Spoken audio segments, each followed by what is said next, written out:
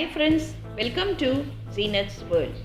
இன்றைக்கி நம்ம சேனலில் 3 யூஸ்ஃபுல்லான டிப்ஸ் தான் சொல்ல போகிறேன். ஃபஸ்ட் இப்போ என்னென்னா, இப்போ அடிக்கிற வெயிலில் நம்ம எத்தனை பாட்டில் ஐஸ் வாட்டர் ஊற்றி வச்சாலும் ஃப்ரிட்ஜில் பசங்க அதை எடுத்து குடிச்சிட்டு காலி பண்ணி அப்படியே போட்டுருவாங்க. நமக்கு சட்டுன்னு சீக்கிரமாக ஐஸ் வாட்டர் கிடைக்கிறதுக்கு ஒரு சூப்பரான டிப்ஸ் சொல்ல போகிறேன். இந்த மாதிரி ஸ்டீல் பாட்டில் எடுத்துக்கோங்க. அதில் நம்ம டிஷ்யூ பேப்பரை ஃபுல்லாக கவர் பண்ணிடணும். எல்லா சைடும் கவர் பண்ணுற மாதிரி நல்லா கவர் பண்ணி வச்சுருங்க.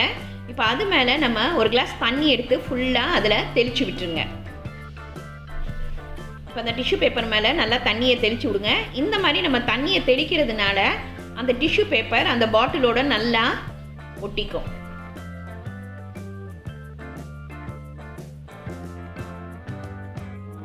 இப்போ நல்லா ஃபுல்லாக தண்ணி தெளித்து நல்லா ஒட்டிடுச்சு பாருங்கள். இப்போ நம்ம ஃப்ரீசரில் இதை ஒரு 5 நிமிஷத்துக்கு வச்சு எடுத்தோன்னா சட்டுன்னு நமக்கு ஐஸ் வாட்டர் ரெடி ஆயிரும். இந்த வெயில் காலத்தில் ஈஸியாக இந்த ஐஸ் வாட்டர் டிப்ஸ் கண்டிப்பாக உங்களுக்கு யூஸ்ஃபுல்லாக இருக்கும்னு நினைக்கிறேன்.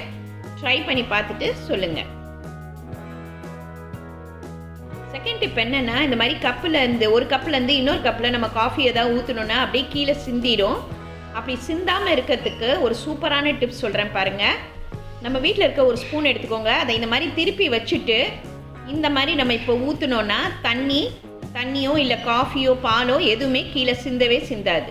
கண்டிப்பாக இந்த டிப் உங்களுக்கு யூஸ்ஃபுல்லாக இருக்கும்னு நினைக்கிறேன். ட்ரை பண்ணி பார்த்துட்டு சொல்லுங்கள். 3வது டிப் என்னென்னா, குழந்தைங்க வச்சுருக்கவங்களுக்கு கண்டிப்பாக இந்த டிப் ரொம்ப யூஸ்ஃபுல்லாக இருக்கும். சூடான பால் இருக்குது பாருங்கள். குழந்தைங்க அவசரத்துக்கு அழுகையில் நமக்கு இதை ஆற்றி கொடுக்கறதுக்கு ரொம்ப லேட்டாகும். அதுக்கு நம்ம ஒரு சிம்பிளான டிப் தான் உங்களுக்கு சொல்ல போகிறேன். இந்த மாதிரி பெரிய பாத்திரம் எடுத்துக்கோங்க. இந்த சூடான பாலை அதில் ஊற்றிடுங்க. ஊற்றிட்டு ஃபேனுக்கு அடியில் வச்சுட்டு நம்ம வீட்டில் இருக்கு பாருங்கள், ஒரு 2-3 ஸ்பூன்ஸ் எடுத்துக்கோங்க. அந்த 2-3 ஸ்பூன்ஸையும் நம்ம இந்த மாதிரி இதில் போட்டு வச்சுட்டோன்னா அந்த ஹீட்டை ஃபுல்லாக அந்த ஸ்பூன்ஸுங்களே நல்லா அப்சர்வ் பண்ணிக்கும். சட்டுன்னு நமக்கு 2 நிமிஷத்தில் பால் ஆறி போயிடும். கண்டிப்பாக இந்த டிப் உங்களுக்கு யூஸ்ஃபுல்லாக இருக்கும்னு நினைக்கிறேன்.